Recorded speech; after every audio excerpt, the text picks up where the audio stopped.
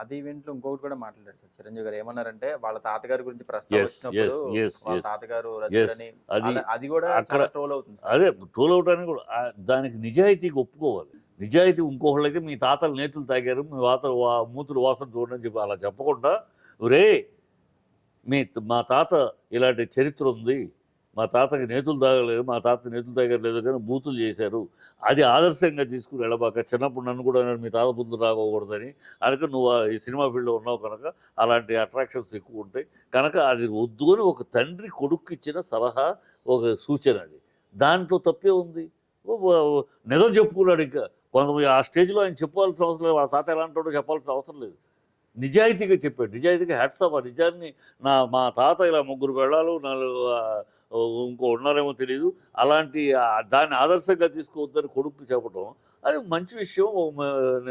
నిజాన్ని నిజంగా చెప్పుకున్నాడు, నిర్భయంగా నిజాన్ని చెప్పుకున్నాడు. ఆ నిజాయితీ మెచ్చుకోవాలి. దాని బదులు ఏదో చెప్పాడు, ఏ పిచ్చివాగుళ్ళు ఏంటి, పిచ్చి కోతలు, వీళ్ళకి ఎవరైనా భాష తెలుసా, ఆ చెప్పిన సందర్భంలో ఆ భావజాలం ఏంటి, ఏ చదువు ఉద్దేశంతో చెప్పి ఏమీ లేదు.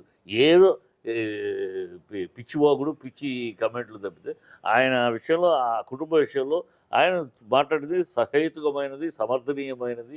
ఎక్కడ ఆడవాళ్ళని కించపరచడము, ఆడవాళ్ళని అవమానపరచడం మాట్లాడేది దాఖలాలు లేవు. ఉన్న పిచ్చివాగుడు తప్పితే ఆయన ఇంకో సందర్భంలో ఇంకో విషయం మాట్లాడారు, అది చర్చనీయాంశం.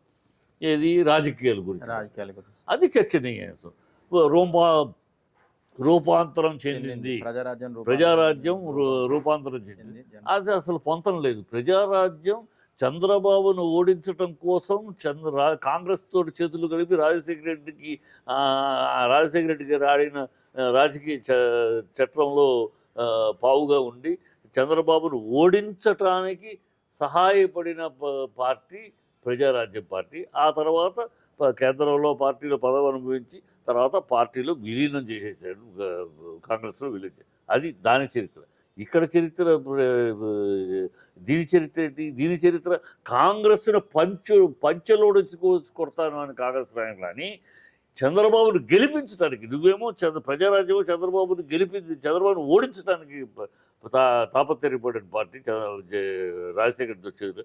ఇక్కడ చంద్రబాబును గెలిపించడానికి బీజేపీతో చేతులు కలిపి గెలిపించడానికి చేసిన పార్టీ. ఎట్లా పొంతన అంటే, పొంతన ఎక్కడ వస్తుంది? మీరు సూచిస్తున్నారా? నేను ఎట్లా అయితే చంద్రబాబును ఓడించడానికి రాజశేఖర్ తోటి కలిసి కాంగ్రెస్లో విలీనం చేసేసాను, రేపు పవన్ కళ్యాణ్ కూడా కాంగ్రెస్ని బీజేపీని గెలిపిస్తాడు, బీజేపీలో విలీనం చేస్తాడు తన పార్టీని. అది నేషనల్ పార్టీ. ఆ రోజు అధికారంలో కాంగ్రెస్లో విలీనం చేశాడు, ఇప్పుడు అధికారంలో బీజేపీకి విలీనం చేస్తాడు. అదే రూపాంతరం. ఏ సెన్స్ తోటి అన్నాడు ఆయన, ఏ కంపారిజను ఆయన? అది తప్పుడు మాట, తప్పుడు కంపారిజను. సో దానికి ఆయన సమాధానం చెప్పాలి. ఏ ఉద్దేశంతో అన్నాడు? రూపాంతరం అనే మాట ఉన్న భాషలో పదం ఉంది కనుక వాడటం కదా. రూపాంతరం అంటే ఏంటి? మా సిద్ధాంతాలు నెరవేరుస్తాడు. మీ సిద్ధాంతానికి తన సిద్ధాంత సంబంధం ఉంది. మీ సిద్ధాంతం ఒక సమన్యాయం, సామాజిక న్యాయం అని చెప్పి మాట్లాడారు.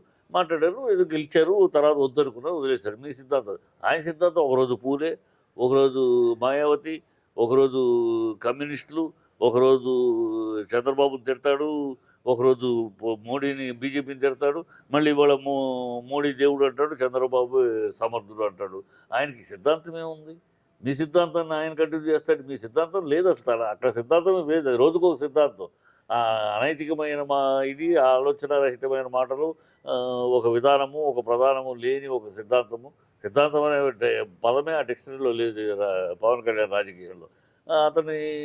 నా సిద్ధాంతాన్ని నెరవేరుస్తాడని ఎక్కడ ఔచిత్యం ఉండాలి కదా మాటలో. అక్కడ తప్పు. అక్కడ విమర్శించండి, అక్కడ అడగండి, ప్రశ్నించండి. ఇక్కడ కుటుంబ విషయంలో ఆయన చాలా నిజాయితీగా మాట్లాడాడు. ఇక్కడ తప్పు పట్టాల్సిన అవసరం లేదు, అక్కడ తప్పు పడితే పట్టచ్చు.